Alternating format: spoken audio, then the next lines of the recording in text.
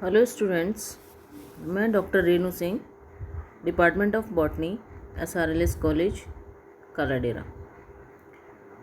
Students, पिछले topics में हमने टिश्यूज़ पढ़ा था और हमने ये जाना था कि जो प्लांट है उसमें मेनली दो इम्पोर्टेंट सिस्टम्स हैं, रूट सिस्टम और शूट सिस्टम।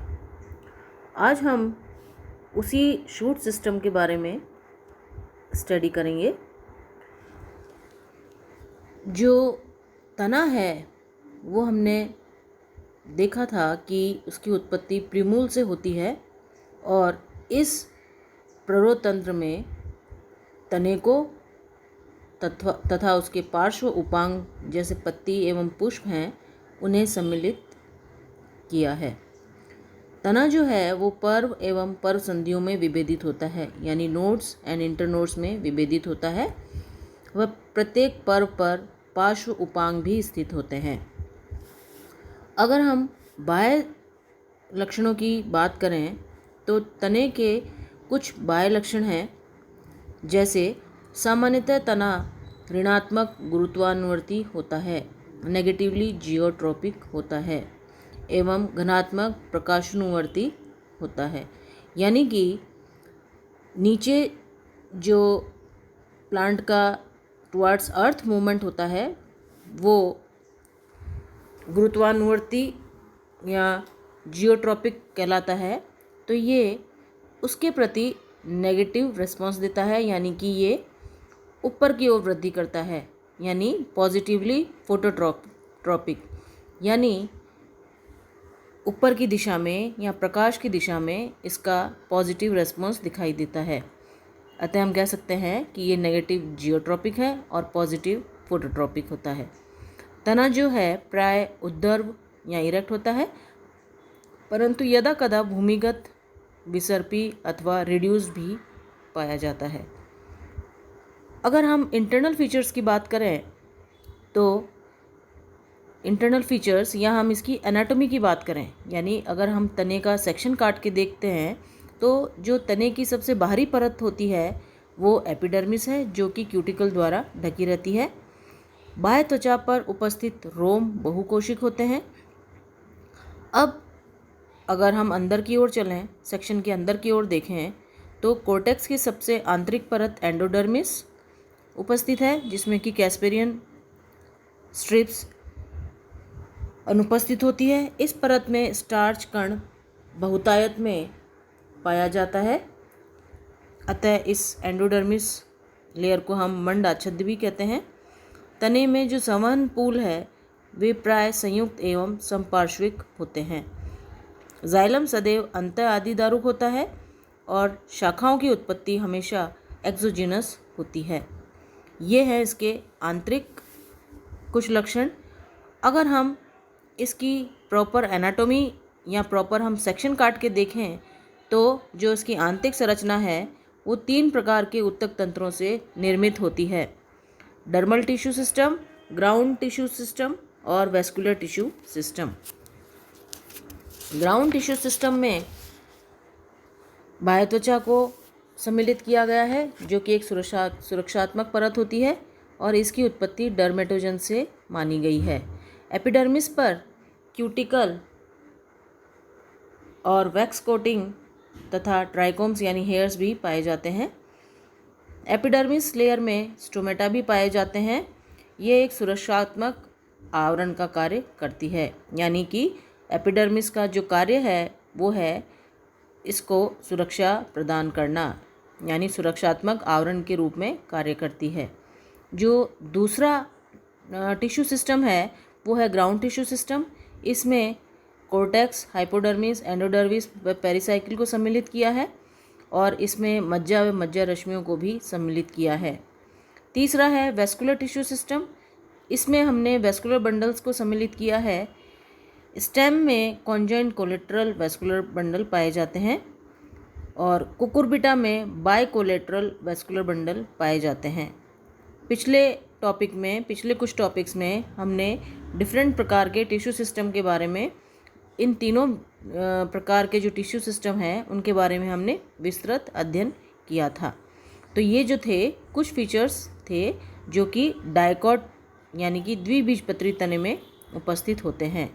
अब हम टिपिकल एक डायकॉट स्टेम की बात करें, उसमें हम सूरजमुखी के तने की बात करें, यानी हम उसके एनाटॉमी की अध्ययन करें, तो सेक्शन काटने पर निम्न जो लेयर्स हैं या निम्न जो टिश्यूज़ हैं वो हमें दिखाई देंगे। सबसे बाहरी जो है वो एपिडर्मिस लेयर है। जैसे कि हमने बात करी, ये सुरक्षात्मक परत है। इसमें सेल्स पतली भित्ति वाली होती हैं और ढोलकाकार सेल्स होती हैं जो कि एक पंक्ति में व्यवस्थित होती हैं। एपिडर्मिस के नीचे हम हाइपोडर्मिस देखेंगे। हाइपोडर्मिस कोलेनकाइमेटस यानी कोणोत्तक कोशिकाओं से निर्मित है और 5-6 पंक्तियों में व्यवस्थित होता है। उसके अंदर यानी उसके अंदर की तरफ अगर हम जाएं तो हाइपोडर्मिस के नीचे कोर्टेक्स रीजन है जो कि मृदुत्तक कोशिकाओं द्वारा निर्मित होता है और यह हाइपोडर्मिस के ठीक नीचे पाया जाता है। कोर्टेक्स के अंदर जो दूसरी परत दिखाई देगी, उसके नीचे जो दूसरी लेयर दिखाई देगी वो होती है अंतस्थ त्वचा यानी एंडोडर्मिस। एंडोडर्मिस की सेल्स जो हैं वो ढोलकाकार हैं और मृदुत्तक कोशिकाओं की परत है। ये एक पंक्ति में व्यवस्थित है। इस परत की जो सेल्स हैं सामान्यतः स्टार्च ग्रेन्यूल्स का संचय करती है, अतः इसे स्टार्च शीट भी कहते हैं और इसमें कैस्पेरियन स्ट्रिप्स भी उपस्थित हो सकती हैं। जो एंडोडर्मिस के नीचे की तरफ, अंदर की तरफ या नीचे की तरफ जो लेयर है वो है पेरिसाइकिल, जिसे हम परिरंभ कहते हैं। डायकॉट स्टेम में परिरंभ उत्तक की डायकॉट स्टेम में जो परिरंभ उत्तक है उसकी कोशिकाएं 2 प्रकार की पाई जाती हैं। फ्लोएम के ऊपर यानी वेस्कुलर बंडल जो है वो जाइलम और फ्लोएम से निर्मित है, तो बाहर की तरफ जो फ्लोएम है उसके ऊपर स्क्लेरेनकाइमेटस सेल्स पाई जाएंगी, जबकि मेडुलरी रेज वाले एरिया में पेरेनकाइमेटस सेल्स पाई जाती हैं। यानी कि फ्लोएम के ऊपर जो हिस्सा है उसमें स्क्लेरेनकाइमेटस कोशिकाएं मिलेंगी और जो मेडुलरी रेज 2 वेस्कुलर बंडल्स के बीच में जो मेडुलरी रे बनती है उसमें पेरेनकाइमेटस सेल्स पेरिसाइकिल की पाई जाएंगी। पेरिसाइकिल जो है वो रंभ की बाहरी परिसीमा का निर्धारण करती है।